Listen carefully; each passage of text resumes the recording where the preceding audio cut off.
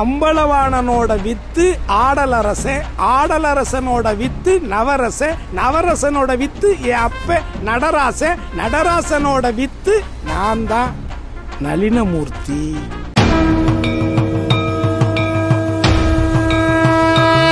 வணக்கம் வியூவர்ஸ், என் பேரு யசோதா. டாபிக் வந்து தியானம் பத்தி பேச போறேன்.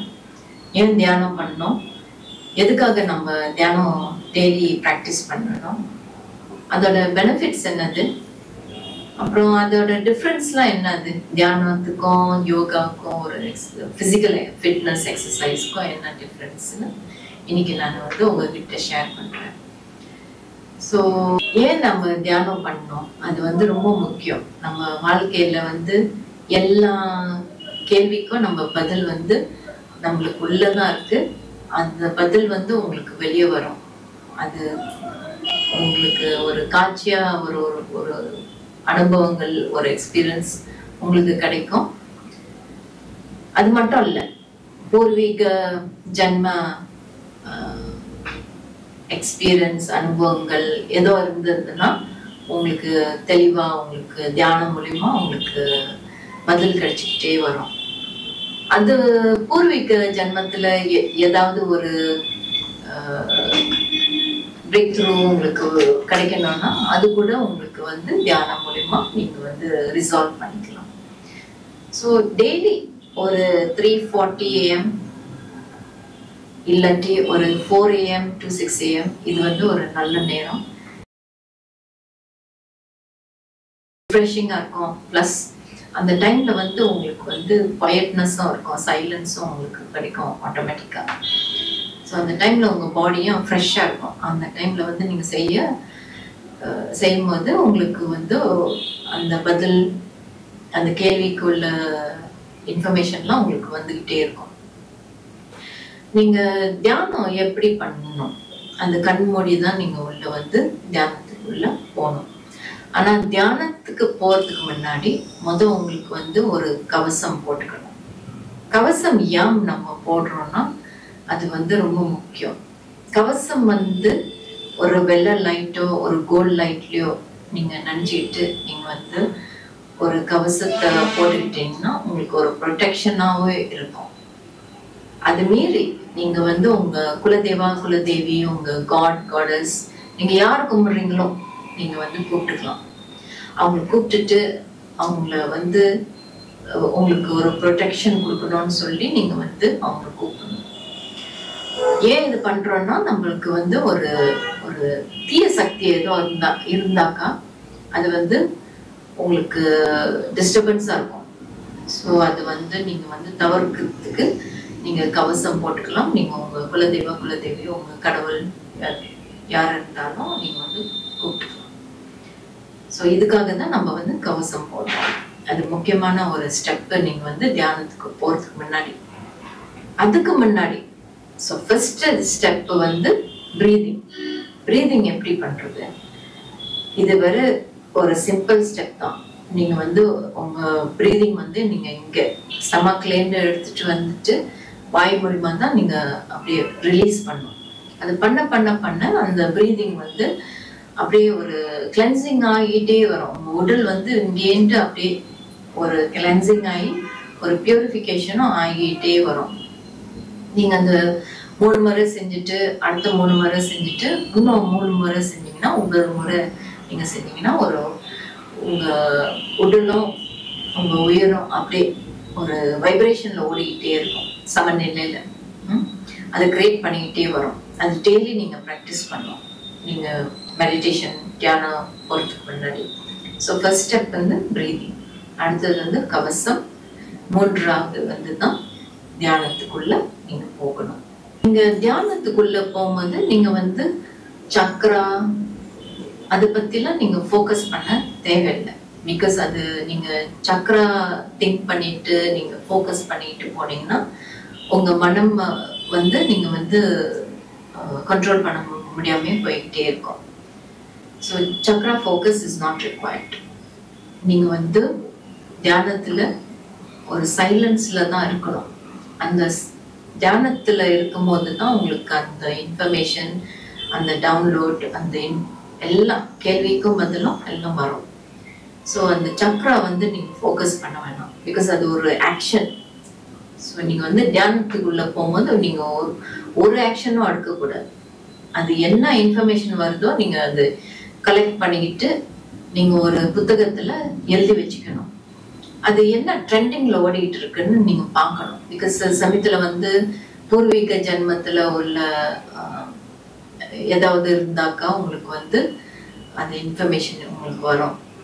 இல்லை இப்போ இருக்கிற ஜென்மத்தில் வந்து உங்களுக்கு ஏதாவது ஒரு நீங்கள் ஏதாவது ரிலீஸ் பண்ணணும், ஏதாவது தேவையில்லாத இன்ஃபர்மேஷன் உங்கள் வாழ்க்கையில் இருந்ததுன்னா நீங்கள் அதை வந்து ரிலீஸ் பண்ணுறதுக்கு அந்த தியானத்தில் நீங்கள் பண்ணணும்.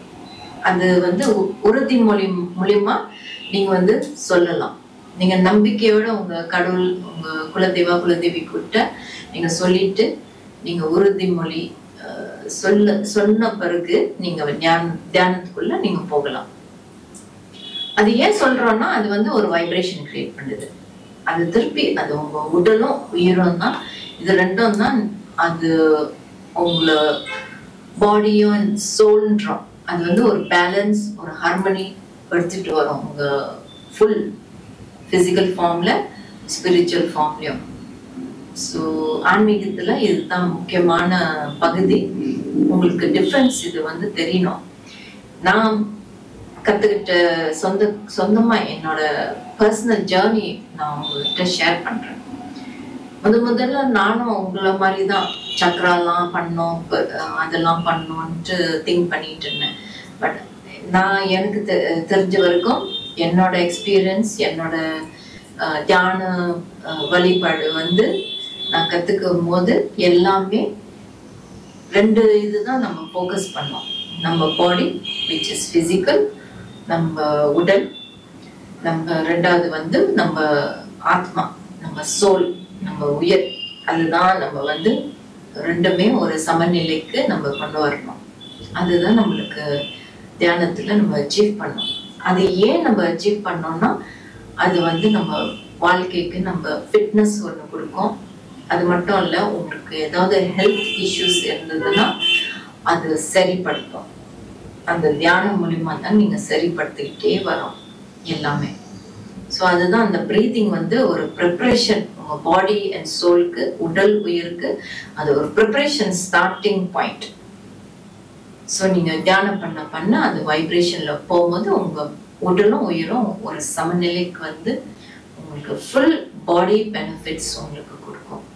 அது மட்டும் இல்லை, நீங்கள் என்ன உங்கள் வாழ்க்கையில் உங்களுக்கு அச்சீவ் பண்ணுறதுக்கு நீங்கள் நினைத்தாலும் எல்லாமே நடக்கும். அது எப்படி? அதை நீங்கள் உறுதி மூலியமா நீங்கள் சொல்லிக்கிட்டே வரணும். நம்பிக்கையோட நீங்கள் சொல்லணும். 100% நம்பிக்கை இருக்கணும். 1% டவுட் பண்ணாலும் கூட அது வந்து ஆகாது.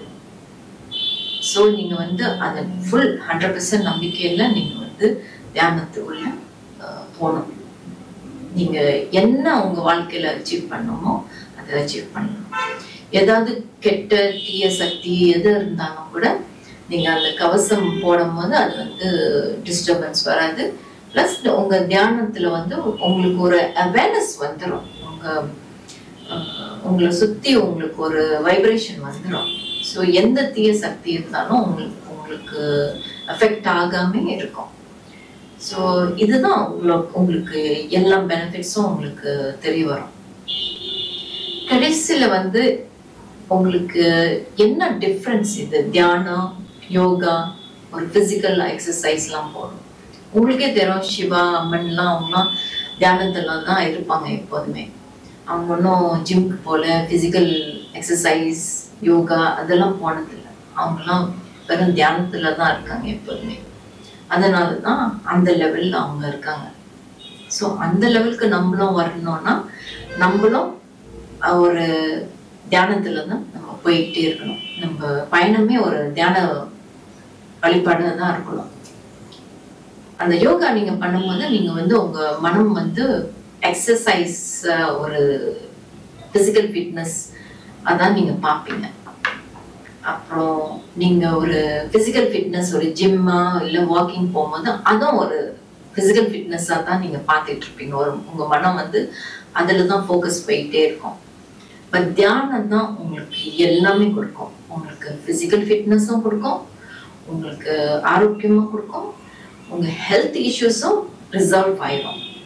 உங்களுக்கு எந்த ஹெல்த் இஷ்யூஸ் இருந்தாலும் நீங்கள் நம்பிக்கையோட ஃபுல் சரண்டர் பண்ணீங்கன்னா உங்கள் கடவுள், உங்கள் குலதெய்வா குலதேவி, சிவன், அம்மன், யார் நீங்கள் கும்பிடுறீங்களோ அவங்கக்கிட்ட நீங்கள் ஃபுல் சரண்டர் பண்ணீங்கன்னா அது நிச்சயமாக உங்களால் அடைய முடியும், உங்களுக்கு அச்சீவ் பண்ண முடியும், உங்கள் வாழ்க்கை சிறப்பாக இருக்கும். நன்றி. இதுவரை நீங்கள் பார்த்த இந்த நிகழ்ச்சி உங்களுக்கு பிடிச்சிருக்கும் அப்படின்னு நினைக்கிறோம். இது மாதிரி பல சுவாரஸ்யமான நிகழ்ச்சி உங்களை வந்து சென்றடைய நீங்கள் செய்ய வேண்டியது ஒன்றே ஒன்று தான். ரோஜா தமிழ் டிவியை லைக் பண்ணுங்கள், ஷேர் பண்ணுங்கள், கமெண்ட் பண்ணுங்கள், சப்ஸ்கிரைப் பண்ண மறந்துடாதீங்க. அது மட்டும் இல்லாமல் எங்களோட செய்திகள் உங்களை வந்து உடனுக்குடன் வந்து அடைய நீங்கள் செய்ய வேண்டியது ஒன்றே ஒன்று தான், பெல் பட்டனை கிளிக் பண்ண மறந்துடாதீங்க.